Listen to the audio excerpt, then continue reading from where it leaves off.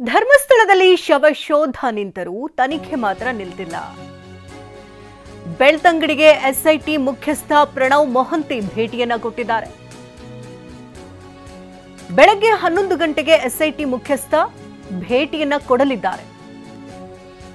ತನಿಖಾ ವರದಿ ಬಗ್ಗೆ ಸಂಪೂರ್ಣವಾದ ಮಾಹಿತಿಯನ್ನ ಪ್ರಣವ್ ಮೊಹಂತಿ ಪಡೆಯಲಿದ್ದಾರೆ. ಇಂದು ಕೂಡ ಮುಂದುವರಿಯಲಿದೆ ಮಾಸ್ಕ್ ಮ್ಯಾನ್ ವಿಚಾರಣೆ. ದಕ್ಷಿಣ ಕನ್ನಡ ಜಿಲ್ಲೆಯ ಬೆಳ್ತಂಗಡಿ ಎಸ್ಐಟಿ ಠಾಣೆಯಲ್ಲಿ ವಿಚಾರಣೆಯನ್ನ ನಡೆಸಲಿದ್ದಾರೆ. ನಿನ್ನೆ 6 ಗಂಟೆಗಳ ಕಾಲ ಮಾಸ್ಕ್ ಮ್ಯಾನ್ ಅನ್ನ ವಿಚಾರಣೆಯನ್ನ ನಡೆಸಿದ್ದಾಯಿತು ಎಸ್ಐಟಿ ಟೀಮ್. 3ನೇ ದಿನದ ವಿಚಾರಣೆಗೆ ಹಾಜರಾಗುವಂತೆ ಎಸ್ಐಟಿ ಸೂಚನೆಯನ್ನ ಕೊಟ್ಟಿರುವುದರಿಂದಾಗಿ ಇವತ್ತು ಎಸ್ಐಟಿ ಟೀಮ್ ಮಾಸ್ಕ್ ಮ್ಯಾನ್ ಅನ್ನ ಮತ್ತಷ್ಟು ವಿಚಾರಣೆಗೆ ಒಳಪಡಿಸಲಿದೆ. ನಿರಂತರವಾಗಿ ಆತನ ಮೇಲೆ ಪ್ರಶ್ನೆಗಳನ್ನು ಕೇಳ್ತಾ ಇದ್ದಾರೆ. ಮೊದಲನೇ ದಿನ 7.5 ಗಂಟೆಗಳ ಕಾಲ ಆತನನ್ನ ವಿಚಾರಣೆ ನಡೆಸಿದ್ದಾಯಿತು. ನಿನ್ನೆ 6 ಗಂಟೆಗಳ ಕಾಲ ಆಯಿತು. ಇವತ್ತು ಕೂಡ 11 ಗಂಟೆಯ ನಂತರದಲ್ಲಿ ವಿಚಾರಣೆ ನಡೆಸಲಿದ್ದಾರೆ.